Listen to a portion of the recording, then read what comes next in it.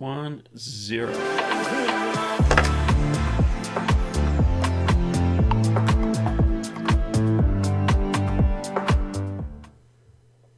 And hello everybody, how are you? Colin Smith here from photoshopCAFE.com, and welcome back to Live from Lockdown. We're now back on our regular schedule.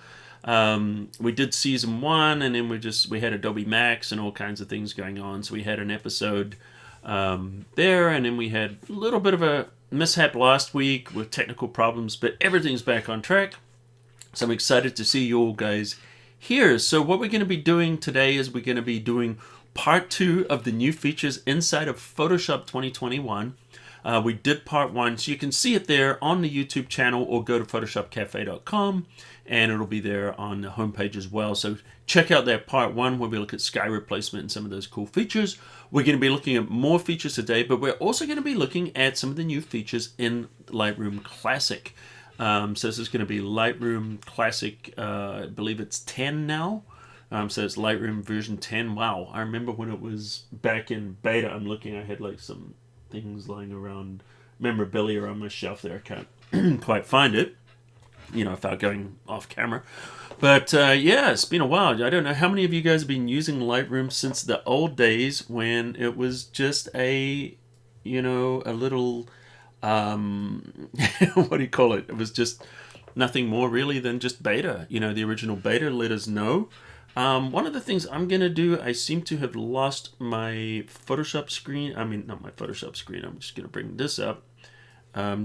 Just want to bring up my YouTube so I can see the questions and answers. So I've lost the chat pod. I'll be right back. Just logging in right now. There we go. All right, so we got that chat pod back. It's very important. Make sure we have that. So I'm glad you guys could all join us this week. Big shout out to the Cafe crew, and a big shout out to the Live from Lockdown crew. Everybody's been doing this. As our 33rd episode. So if we take away the 3 weeks that we had a little bit of a break, that's 36 weeks that we've been in lockdown. So during this time, we're all coming together, having community here around Photoshop and Lightroom. So we're going to have a lot of fun. Let me just get one more little thing out here, and we are going to kick off. So let's have a look here. Inside of Lightroom, we're going to start with the Lightroom Classic. Now, it can get very confusing with Lightroom because there's so many Lightrooms, and the names of these have changed so many times. So if you guys remember the original Lightroom that we first used, that is now Lightroom Classic. So this is Lightroom. It's always been there. And right now it's up to Classic 2021 or version 10. Lightroom, which is just called Lightroom now, is the one that used to be mobile. So Lightroom is kind of an ecosystem. It's on the phone, it's on the tablet, and it's also on the desktop as a desktop app, which works very similar to Lightroom Classic.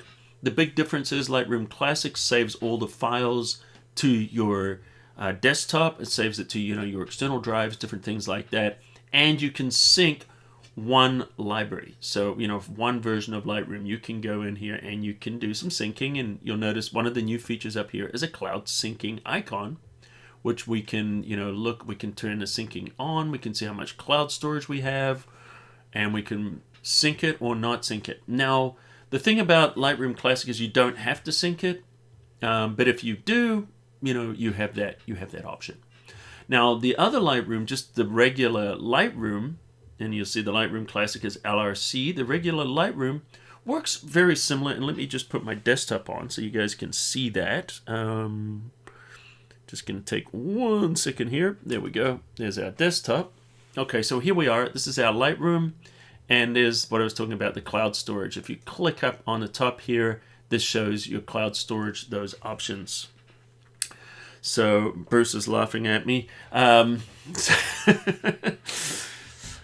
then the regular Lightroom, when we go down the bottom here, as I just was mentioning, Lightroom Classic and then Lightroom. So Lightroom is, kind of very similar, but that syncs in the cloud. And one of the things people don't realize about the Lightroom cloud version is it can save to the desktop as well. So you can save those files locally on your computer as well as, have them live in the cloud. So you have those options. So they're available anywhere. And I'm kind of curious how you guys feel, because to be honest, I don't do a lot with the Lightroom mobile ecosystem, as far as training. I mean, I do use it. Let me know if you guys are interested in that. Just drop that into the, the chat there. Because mostly I focus on Lightroom Classic as far as the training, because the features are pretty much the same. But let me know if you'd like to see some of that, and I can add it. Don't worry, we're not going to suddenly just become, all Lightroom mobile training, but maybe I could do a few videos if that's something that might be interesting to you guys. All right, so the first new feature we looked at was this cloud syncing icon. But there's some other ones here. Let me just go to my library, and I'm just going to scroll to the bottom here, and we're going to pull up some photos that I did recently. Check this out. This is Makapu, the Makapu Lighthouse. So this is a HDR panorama from my drone. I haven't finished working on it yet, but I'll post this on social media once I do. So by the way, guys, if you're not following me on Instagram, it's photoshopCAFE. So just, if you got your phone there, follow me on Instagram right now, and also Facebook and Twitter at photoshopCAFE, and I share photos, tips, different things like that, all the time. So to keep the conversation going between Live from Lockdown, you can find me there. All right, so let's look at some of the other features. One of the features that is just really wonderful is if we go into the Develop module. One of the things about Lightroom is always had this kind of anemic zooming. If you guys remember, you would go from fit to fill. You'd go, and we'd kind of just go like this, and we'd be just kind of limited in the ways that we could zoom. So one of the things that's been added now, when I'm here in the Develop module, if I hold down the Control or the Command key, notice you can marquee, select, and zoom now. They call it box zoom, but notice we can do that now. So that's very nice. So that enables us to zoom into certain parts of a photograph. And of course, we can just scroll around and view it. Notice we've got that hand tool there. Now, if we want to be able to zoom, here's another nice thing. If we hold down the Shift key, we get scrubby zoom, just like in Camera Raw, but it's just so nice to be able to just zoom to the magnification you want, nice and easily and quickly. Now, when you're in the library panel, or the library module, we can still box zoom, but the scrubby zoom is not turned on. So that's kind of a nice little feature there. It's not a big feature, but if you're working a lot inside of Lightroom Classic, you'll agree it's a pretty useful kind of addition there.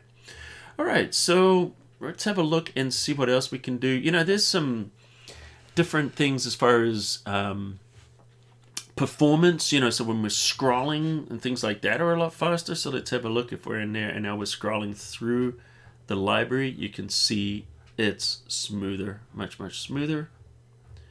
And and then when it does build these previews, it builds them quicker than before. Look at that. And this is a library or catalog with almost 72,000 photos in there. Now these ones are not going to show because these are videos in these are 4K videos at 4K at 120 frames per second. So Lightroom can't support those. Those are shot on the new Sony A7S III, and those are also 10-bit videos. So those are huge video files. So they're a little new to be supported. So those are the ones, that's why they weren't showing. But you can see the scrolling, the performance is pretty nice. Certainly not complaining about that. And so that's another feature. But one of the features I do want to show you, and I'm just going to go to the live camera for this one, is tethering. Tethering is improved, and right now, I don't know if you guys do much tethering or if you've done much tethering, but one of the things, when you do photography is the ability, let me just take my camera off over here, the ability to tether a camera. And what does that mean? It means connect it to the computer, usually a laptop, so when you're shooting, and it's something I do in the studio all the time, you're shooting, and instead of them just going to the card, those pictures are going to appear on your screen as you take them. Now, that's super important when you're working with a client. In fact, I have some clients that insist on the screen. In fact, they'll cancel the shoot if we're not tethering on that screen because they don't want to look pixel peep on the back of the camera. But also when you're working in the studio, it can be really useful because you can see what's going on, and you can, zoom in on the pictures nice and big and see what's really happening. The other thing that's nice about it is once you connect your camera and you connect, you can do remote. So there's a remote here inside of Lightroom. So maybe you're doing selfies or you're doing, product photography. You have the camera set up on a tripod, and then you can just click from the software and make adjustments on some of the cameras. Now, making the adjustments is something that's brand new. And at the moment, it's just supported in Canon. So right now I have a Canon 5D Mark IV. I'm kind of holding it up to the screen there so you guys can see it. And what I'm going to do is I'm just going to plug it in. So let's just do this live right now just to show you exactly how it works. So you're going to open up your camera. Now tethering is supported on other cameras, but it's not, some of them have different levels of support, but this new feature right now is just for Canon, and I'm sure it'll come to some of the other manufacturers if they allow their API. So that's the big thing, is every camera manufacturer has an API, and that gives software companies access to the features in the cameras. Say, for example, like the DJI Ronin, different things like that. Okay, so I'm just going to plug this into my Mac Pro. I'm using a Tether Tools cable there. And what I'm going to do now is I've got this plugged in. I'm just going to flip you guys onto the desktop. And let's see if this works. So I'm going to turn it on. So the camera's now on. You could hear that. Ka-tunk. And with the camera on, what we do is we go to File, and then we go to Tethered Capture, Start Tethered Capture. And then what you're going to do is you're going to just give it a name, you're going to give it a location, so, because as we shoot these photos, we're going to be saving them somewhere, right? So here's the location, we're saving to the Mac Pro Pictures. Not usually where I would add them, but it doesn't really matter. I'll just click OK. Right now it's detecting the camera. Make sure your camera's connected and turned on, and there we go. Canon EOS 5D Mark IV. Awesome. All right, so you've probably seen this before, but let's see what it can do now. So if we turn on the live option, this goes to live view, and look at that. Now you guys can see. Hey, let me turn my lights on. There we go. You'll probably see me better now that my lighting is on. And so I've got the Aperture 120D Mark II, and we can actually see that. Let me see if I can zoom in on it. There we go. I can zoom in on that. And you can see there's my lighting. There's the screen. Awesome. So we got live view. That's good. If we want, we could flip it into portrait mode. Why would we do that? Because if we are shooting for TikTok, we are like that. There we go. So let's just go back. Still trying to get my head around shooting vertically. I do have a TikTok, by the way, photoshopCAFE, if you guys want to check it out. I have 1-minute Photoshop tutorials, but how many of you are shooting, vertically? Let me know. It's also, Instagram stories. So it's becoming more common. So, some of us that have been around a while, it's a little weird to us, but, now it's upside down. Let's get it back the right way. All right, so see how this is not really focusing well on there? So if I click on the AF, autofocus. See that? See how I was able to focus from there? And the other thing that's kind of cool is I've got the settings. So I can adjust the shutter speed somehow, and the aperture, and the ISO. Now, one of the things I probably need to do in order to do that is switch into manual mode on my camera. So I'm switching to manual mode. All right, now we're in manual. And that's still not letting me do that. Let's go out of autofocus. There we go. So now we have the ability to change this. So if I wanted to change my aperture, let's open that up. So I've got an f4 lens on there. Look at that. Open that up to f4. Let's drop that shutter speed down to something a little slower. See how things are brightening up. The ISO, we want to boost that. So where would this be useful? This would be really useful in a situation where I've got my camera, say, on a tripod, and I'm doing some, some product photography. Right now we're going to go and look at that light. There's that light there. So say my camera's sitting there, and obviously it's moving because I'm doing the best to hold it with one hand. I'm going to focus that. I can turn off autofocus, and you can manually go in and change the focus. See that? So we can change the focus manually. And we can change the settings on the camera. And of course, if we want to take a picture, I can click the shutter myself, or I can just click the shutter here. Boom. Takes a photo and adds it to our Lightroom. Let me just turn the live view off, and you can see that we can do it just like that. So that live tethering, I'm just going to unplug it right now, and hopefully the whole doesn't crash everything. There we go.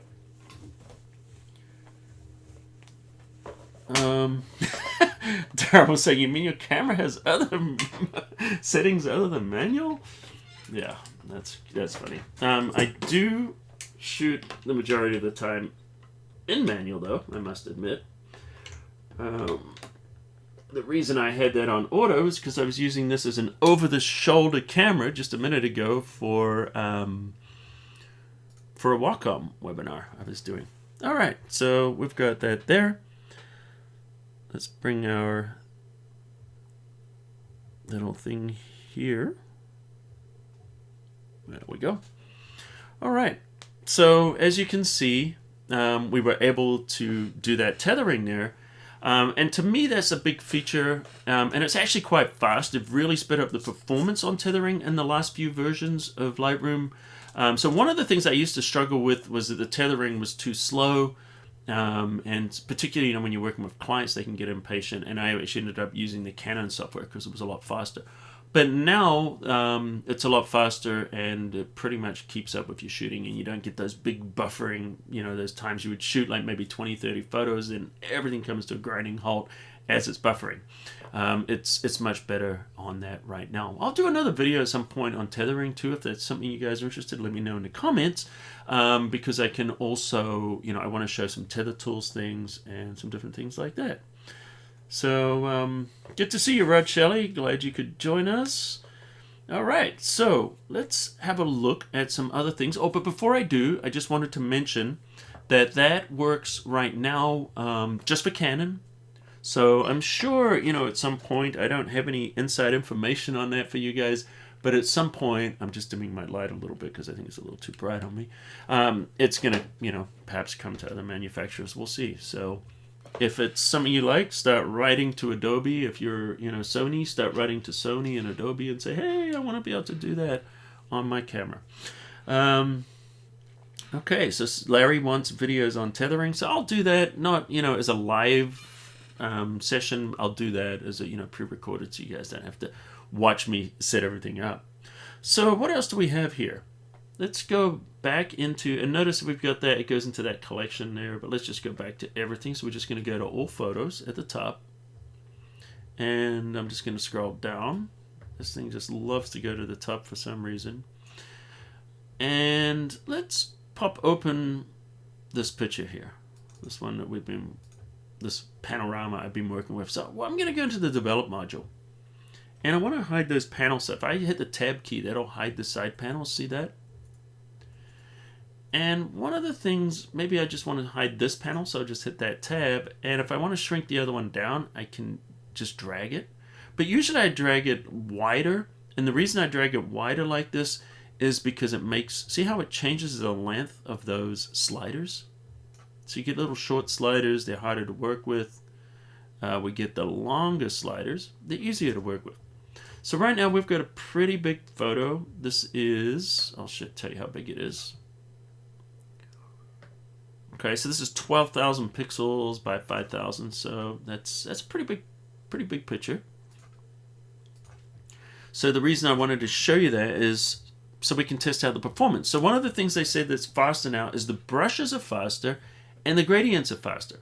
So let's find out. Let's find out together. So we're going to grab the brush, and that is our brush right there. And then what I'm going to do is I'm going to use this for, I don't know, like dodging and burning kind of style. So to do that, what you want to do is, let's look at our different brush settings in here. See, there's our brush there, and we can see, let's hit that little arrow, and that's where all your options are. So if you feel like you're missing options, and I've heard that from some people, oh, my options are gone, just hit that little triangle, and that will pop those open. All right, so one of the things I'm going to do is I'm going to take this flow down. So by taking the flow down, what that means is that when I paint, now let's make this super obvious what I'm doing. Turn exposure all the way up. So when I'm painting, I can slowly build it up. See that? So I can build that up over time. Now, one of the things I'm not sure, let me turn this all the way up just to test it, but I don't think they have real pressure sensitivity in here yet. Let's test it. Light touch, heavy touch. Maybe. Heavy, light. Okay, so they do have some pressure sensitivity working in there now, which is nice. The iPad versions actually had pressure sensitivity for a while. Okay, so what I'm going to do is let's just not be quite so extreme with our adjustments. So we're going to just brighten it up a little bit and just kind of paint it. Whoa, let's reset that color. We don't want that to happen. So make sure that we've done that. Let's just reset everything. So what I'm doing is I'm holding down the Alt Option key, hit reset, and I'm just going to turn up the exposure a little bit. So all we're going to do now is we're just going to brighten it up. And let's turn our flow down so we can build it up over time and paint. Wow, look at that. That actually feels pretty good. It's pretty quick. It's pretty responsive. All right. So let's just go down here, do a little dodging and burning. Now, my favorite way of dodging and burning, of course, is inside of Photoshop. But this might actually become, wow. All right. So if you can see there, that performance is actually really vastly improved from what it was before. So I'm just kind of painting with some lighter areas in here, just kind of lighting this up. This is Makapu, by the way. And this is from my drone, able to launch this from the ocean, not from here, of course, because that's a park and it's illegal to fly off there. But you can fly off the ocean. And this is one of the few times I've ever been there when it was not windy. All right, so we're doing that, and that seems to work nicely. Okay, let's try some burning.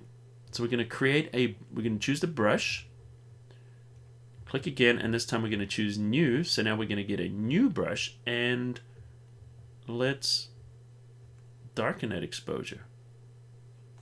So if we wanted to paint with shadow, we could do that. Let's go up into the sky. See what we're doing. We're just darkening that down. Just going really quick just to kind of just see how this works as far as performance. Now remember, this is a 12K image I'm working on. So we're working on a massive image. 12K, 12,000 pixels across. So this is a very, very large photo. And yeah, I don't know about you guys, but I think that's working pretty well. Let's see what we've got here. Hit the F key. Show it 100%. Let's go into our zoom. Let's go to fit. There we go. I don't want fit. There we go. Okay, so we can see the whole image. And then if we look at it, let's see if the before and after is going to work. Let's go to the develop module. Okay, there's before and after. Like, obviously it's not, it's showing all the adjustments I've done. But I'm going to do a nice job of this for you guys, and then I'll share this. But this, you can see, basically, yeah, I agree. I think that performance is pretty good. Let's have a look in the gradient. So if we go with the gradient tool now, and wow, look at that. That is fast. Now, I'm not saying it's a nice looking result. It's not. It's pretty ugly. Let's make it look nicer.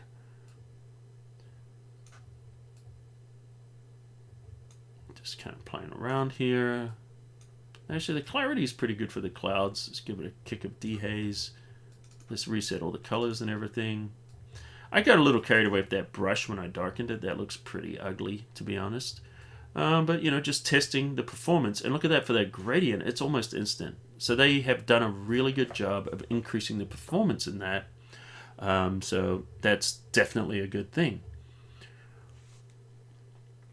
And what else do we have here? Oh, the other thing is the three-way color correction.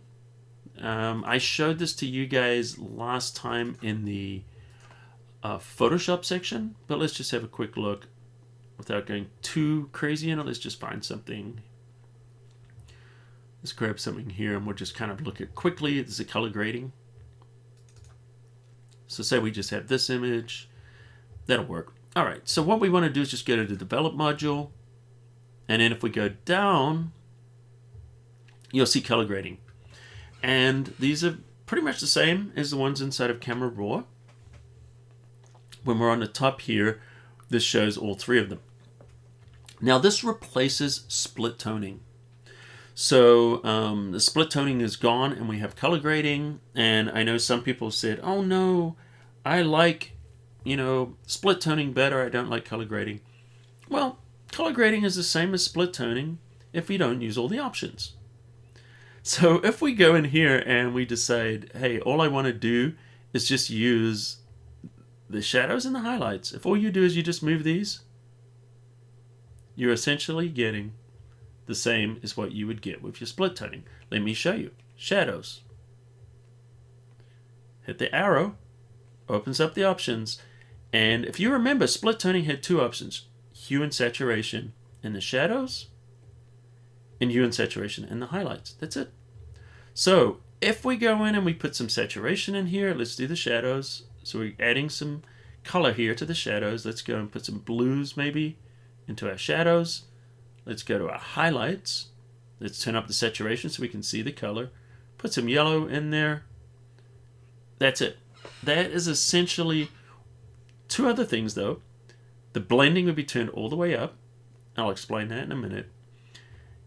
And the balance. So balance was there. So essentially, forget blending, is just turned all the way up. So hue and saturation in the shadows and highlights, and the balance where we can go more towards the shadow color or more towards the highlight color. That was split toning. That was what we had before. Now, if you have any presets that have split toning in there, that's exactly what they're going to set. They're going to put blending to 100 and set the hue and saturation in the shadows and highlights, and that's going to be the same as before. But now we have more functionality. Now we can go into the midtones and we can change the colors. But before I do that, let's change the blending. Let's take it more to the left. What happens with this blending? Let me explain. What I'm going to do is I'm just going to turn up the saturation a little bit more so you guys can really see it. It might be a little much, but this will help you guys really see what's going on. Okay, so what the blending does is if I turn it all the way up, that's blending across the spectrum. So, from the shadows to the highlights. So think of the shadows on the left, the highlights here. If I do the blending, it softens that blend and enables it to bleed into the highlights. And same with the highlights bleed in and the shadows bleed in. So it just kind of, it's almost like blurring it in a way. If I turn that blending down, then what it does is it keeps that color change in the shadows more towards the shadow area and keeps it out of the highlights. So it kind of compartmentalizes it. Same with the highlights, the same thing, it compartmentalizes them. So it pulls them apart so your midtones are not being as affected as they would be before. So before, this is how it would be. Now you have more control, so you can kind of blend that. And the nice thing about that is now we can go into the midtones and we can set our own color. Now you don't have to use these sliders, of course. We can go in and we can adjust it just dragging on this three-way color tool. If I hold down the shift key, all we're affecting now is the saturation. See that? So I'm dragging on that circle. But the only thing, see how that saturation slider is moving? I'm not dragging the saturation slider. I'm dragging here on a circle, and so it locks it into just saturation. So let's keep that saturation quite low because I don't want to add too much into the midtones. So that gives you that pinpoint precision. Now, if I hit the control key or the command key, Notice what this is doing is it's changing just the hue or just the color. Notice the saturation is not changing now, just the color. So we're constraining it by doing that. So let's go more to the warms there, and I can release. Now, of course, you can drag this little icon or this little dot on the outside there. This will get you the same effect. Now, there's one other, and if I hit the Alt or the Option key, it moves really slowly. So I can just drag within this disk and choose the color I want without it going crazy like that. So that Alt or Option will slow it down. Okay, so there's another option that we have too. So we've looked at the hue and saturation, into the shadows, the midtones, and the highlights. And we've looked at what blending and balance does. Now there's one other, and that's luminance. So now we can go into our shadows, and if we want to make, and it's not lightening or darkening the shadows, bear in mind, it's lightening or darkening those colors in the shadows. So if I choose that luminance, see how it's making those blues darker, or it's making them lighter. So obviously it's also going to affect, just the overall luminosity a little bit, but not like you would with curves. So it's more, think of it as affecting our adjustment more. So let's decrease that saturation so it looks a little bit more realistic. Let's go to our highlights. Let's also decrease that saturation because that was just crazy just for the sake of illustration. And I can adjust the luminance. So I can lighten up some of these areas. And this is nice because sometimes when you apply the split toning into the skies, look at this, it can look milky. And but by being able to adjust the luminance, see what we can do there. Wow, that actually is quite nice when I turn it down there into those clouds to kind of chisel out some of that detail. So, once again, midtones. So that's the color grading tool, which is really nice. So let me just see if you guys have any questions. Drop your questions in here about Lightroom because we're about to move into Photoshop. But I'll take some quick Lightroom questions here before we do, because I wonder here.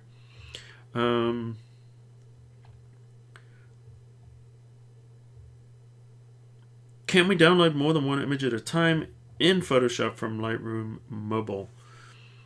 Yeah, you can, from any Lightroom, if you select multiple images here, you just select them, and it would be the same in Lightroom Mobile, right-click, and then edit in Photoshop. So you can edit them in Photoshop, which will open them, or you could even open them as layers, or you can open them as smart objects. You can merge them into panorama or an HDR. In this case here, let me show you this. It's not a new feature, but HDR panoramas. So let me see the performance on this. So literally this is Waikiki Beach. Let's try this. This is going to be interesting. So I'm going to start from this point here, and I'm going to drag it all the way. Let's see if we can get this to do an HDR panorama. So we're grabbing all of these, and then we just right click. And the nice thing about this is, normally I'll go in there and take the time and make sure I'm getting the ones I want. But let's just do merge to HDR. Where are we? HDR panoramas. I'm forgetting how to do it in here. It's been a minute. Photo merge. There we go. HDR panorama. And then what's going to happen is if I didn't select the right pictures, it's just going to throw away the ones that I didn't select, and it's going to choose the ones in there that belong to an HDR panorama. And let's see if we can merge this right now. So this is not a brand new feature. This one's been in there a while, but it's definitely got a little bit better. So these are pretty high resolution images it's working with. So I've got a question there.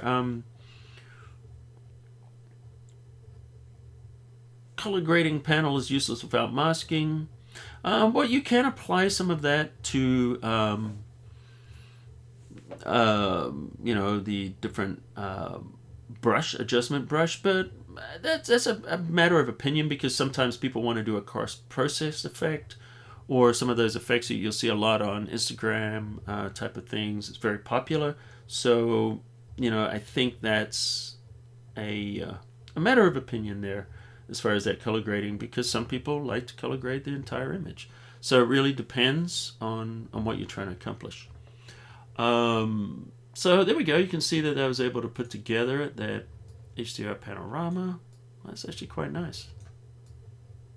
And so one of the things that was added, not this time, but last time around, but I don't think I've covered it in one of these, is fill edges. So if we choose fill edges, it's going to use content-aware fill on these edges to get rid of the transparency. Look at that. Boom. And then we're just going to click merge, and now it's actually going to build that. So what it's doing is it's going to turn it into a new DNG file. So that's going to give us all the latitude of a raw file to work on. All right, so what else we got here? Questions. I read you can do an HDR image in your camera. Only the JPEG, not RAW. Can we upload? Okay, so Bonnie, as you can see right there, we just created an HDR panorama. So that is a panorama and an HDR in one. Some cameras have the ability to shoot, and our mobile phones are another ones to shoot in HDR. So what they do is they bracket the different photographs, and then they merge them together, or do the merging and the tone mapping in the camera or in the phone. You know, basically what I did here inside of Lightroom is what some phones and cameras can do. It saves it out as a JPEG. It's not bad. I mean, if you just want to like knock out something really quick, it'll be great. However, if you want the highest possible quality, bracket those photos yourself and then merge them yourself, because it gives you a lot more control.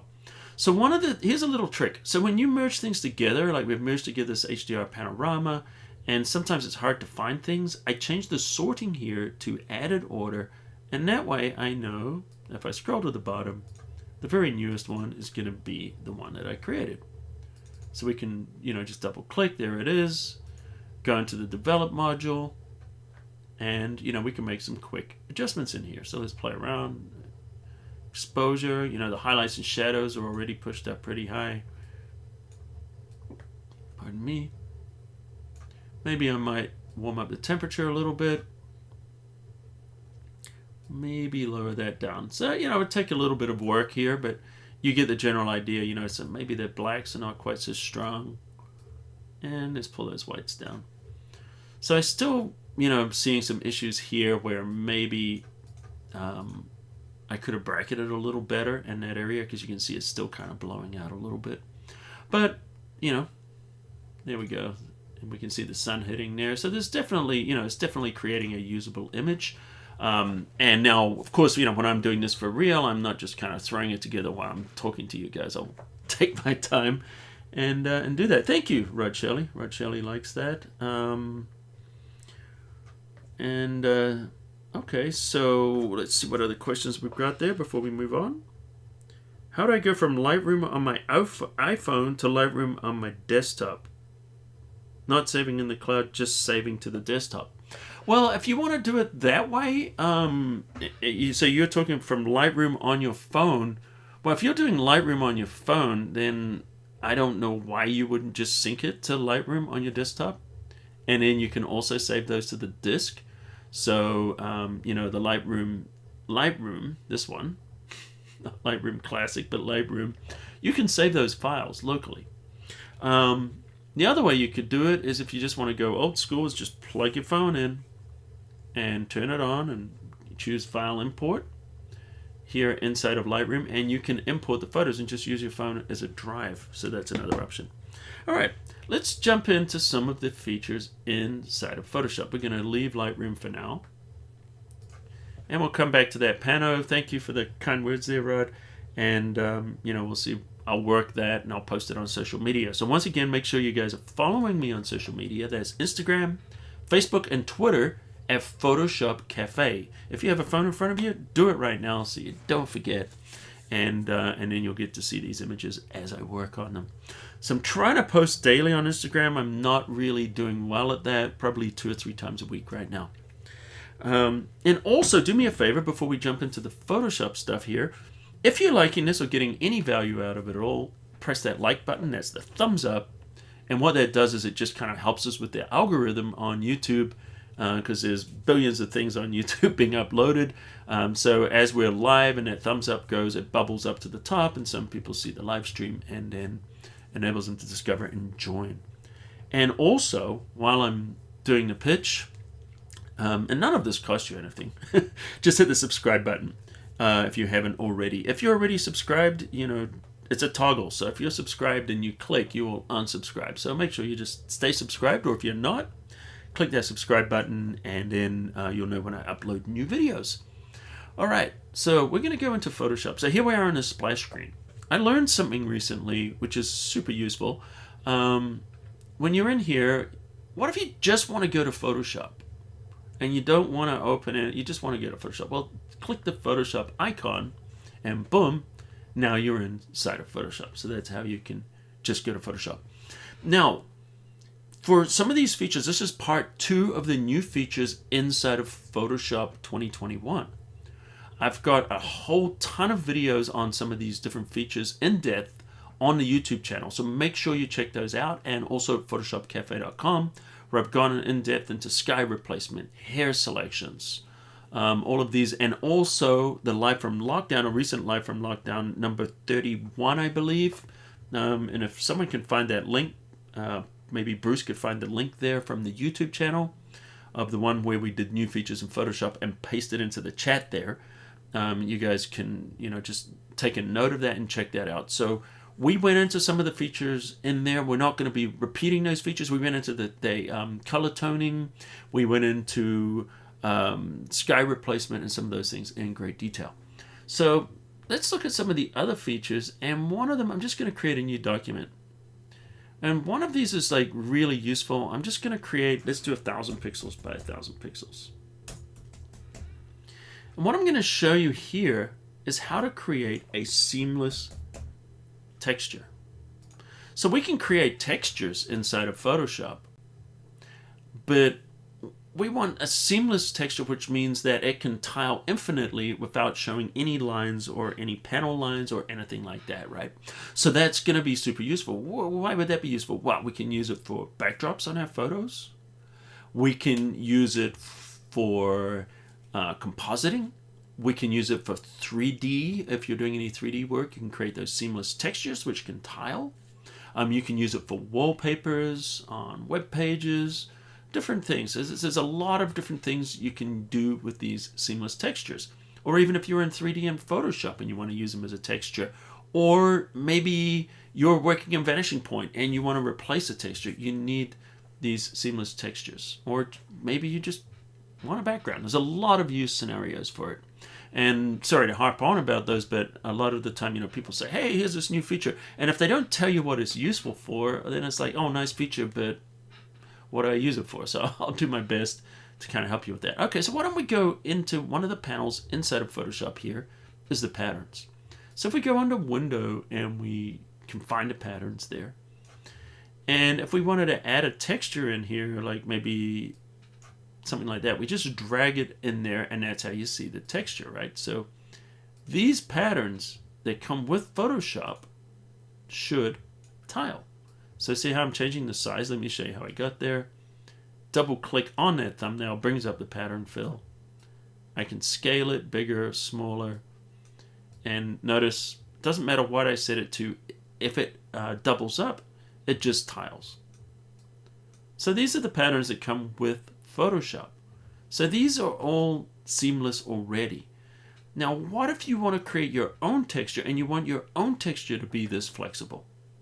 So in a previous live from lockdown, and you guys can find it there on YouTube, we did a creating your own textures. We did a special on that. Now these textures we created were all good and fun, but they didn't necessarily tile. So let's have a look. Let's find some of them. So here's some of the textures that we created right here. And what else we got? There's more here. I just want to scroll all the way down, just see. Okay, so these are the textures that I've created, or we've created previously. So let's have a look at some of these. So let me just drag that one in. Okay, so there we go. There's a problem, right? So we got this paper, and it's a kind of a scratched kind of a thing. And notice that that is, we're getting the overlap. Let's try something else. So why did that one overlap? It has to do with the size. Double click on here. So this one we're working with is obviously small, is a larger image. See if I go small, see how it's it's tiling. So it looks kind of weird, right? So what we want to do is, that's our paper texture. I want to create this so it's going to be seamless. So what we're going to do is double click and we're going to scale this down. So what I'm doing here is I'm just working to see where those edges are. All right, so you can see it's kind of tiling there, right? So check out this new feature. So if we go under View, and then we go under the tiling, where are we? Pattern Preview. Click OK. Now it shows you the tile. So there's our document, but in the canvas area outside of the document, we can zoom in and out and it shows that tile. So clearly that is not a seamless texture, obviously. So how do we make it a seamless texture? So what we could do while we're still in this view, I'm just going to rasterize this. I'm just going to hit Control E or Command E, and that just flattens that out. All right, so now we're going to choose Filter. And under Filter, if we go down to Other, we have the ability to choose Offset. And remember, this blue area here is our document bounds. Everything else is just that preview. So notice as I move this, we can offset this image. So let's click OK. This is good. This is what we want. Now that we've offset the image, and let me just show you under View, let's turn this off just so you can see. This is our image or our document. So all we need to do now is smoothen it out. So if we go to something like our, let's grab our healing brush. You could use a spot healing, use whatever you want. And I'm just going to hit the Alt or the Option key to sample. And what I'm doing is I'm just, that's a little weird. What's going on there? Something is a little weird. So we're going there. There's our healing brush.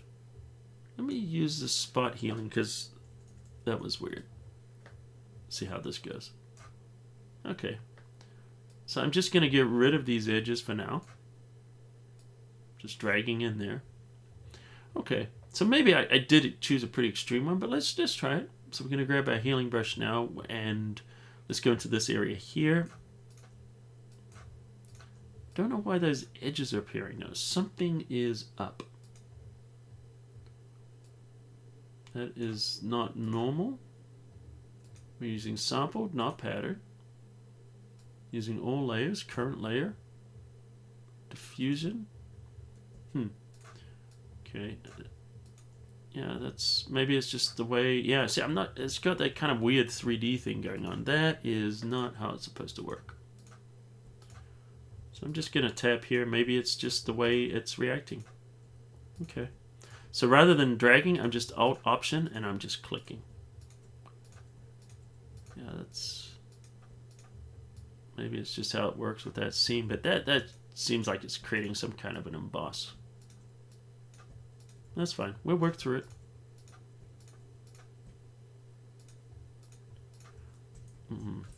That's weird. Okay, so what I'm going to do here is I'm just going to use my clone stamp tool now because this is working strange. I don't know if any of you guys have got any idea why it's doing that. That's weird. So what I'm doing now is I'm just going to go in here. And you know what I've done is I've gone over the edge. I shouldn't have gone over the edge. Let's go back to our offset. Let's choose offset again. Okay, so now we've got a smaller area. So we're just going to concentrate on these seams now. So let's just concentrate on these seams.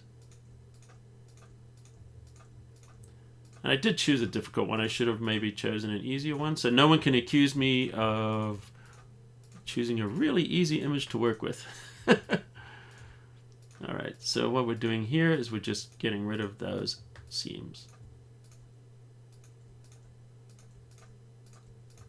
Okay, almost there. It's not perfect, but I think you guys are going to get the general idea. So now if we go back to Window, and then we go back to this preview, under View, sorry, we go back to the preview here, and we show the pattern preview. Click OK. Look at that.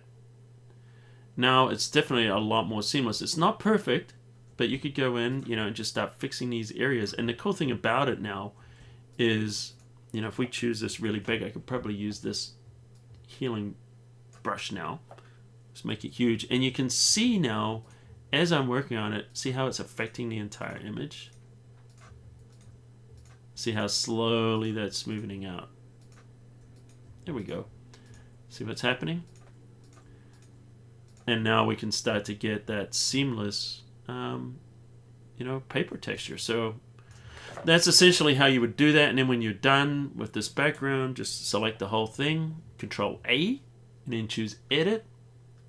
And then we're going to save our pattern, which is going to be, where is it? Define pattern, seamless paper. Okay. And so now we've created that. Let me turn this off and I'll show you. So let's choose the view, turn off pattern preview, and maybe I'm working on an image. Let's get something a little bit bigger, something like this. Okay, so we got this image here and I want to put this as a texture underneath.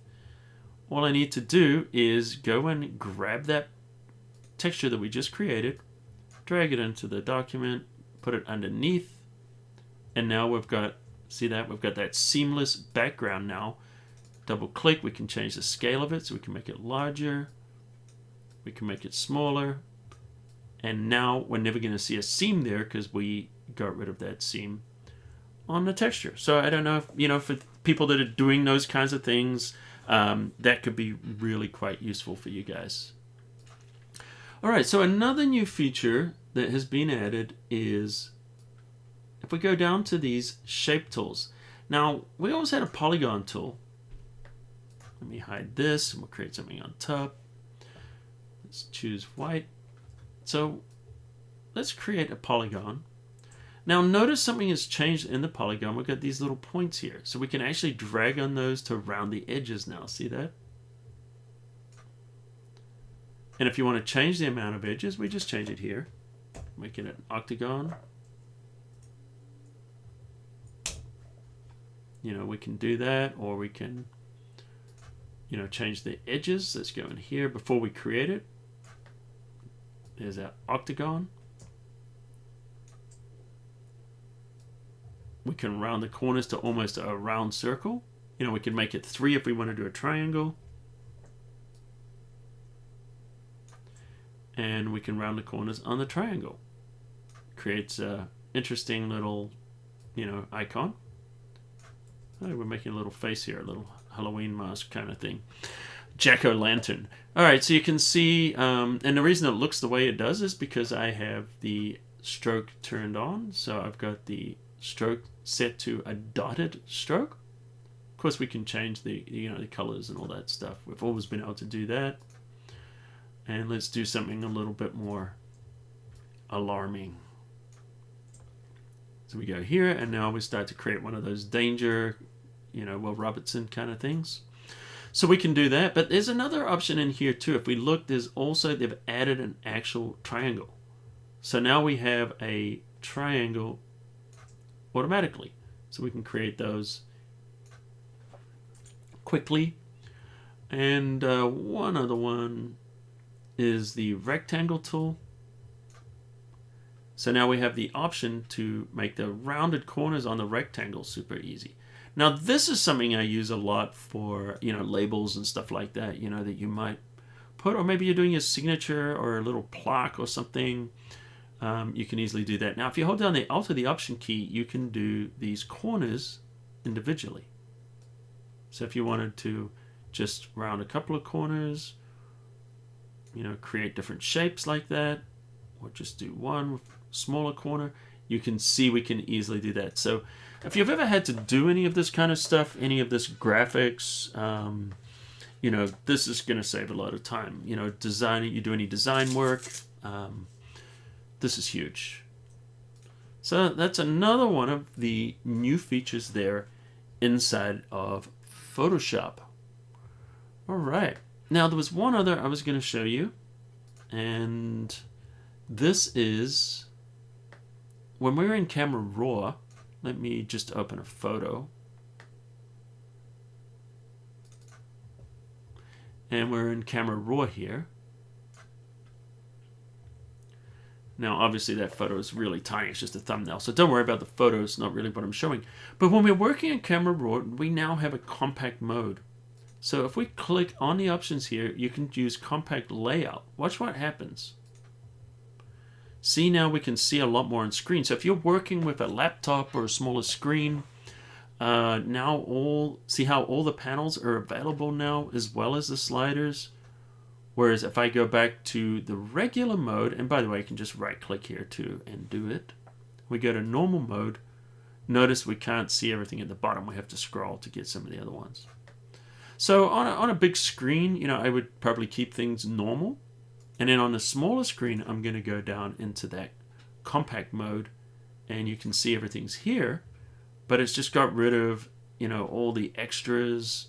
You know, let's look at even at the color grading. Notice all the extra interface stuff, all the space has been removed, and things are just nice, tight. The sliders are closer together, and it just gives you a little bit more, you know, real estate to work with there. Hi, there, Vikram. Good to see you, Vikram.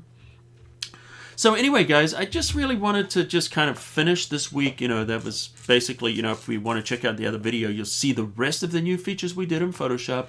So this is just kind of like, okay, here's part 2 of the new features in Photoshop, and also, you know, those new features inside of Lightroom Classic. So curious what you guys think. Let me know here in the comments. And, you know, and if you guys have got any questions, let me know. And what I'm going to do is I'm actually just going to quickly close this out now for those of you, you know, who are just kind of for the replay and stuff like that. And we'll do questions and answers. So thanks for watching. If you like this, smash the like button into dust, add a comment. Even if you're not watching live, add a comment underneath what you'd like to see in future live streams. And yeah, so thanks for watching. And until next time, I'll see you at the cafe.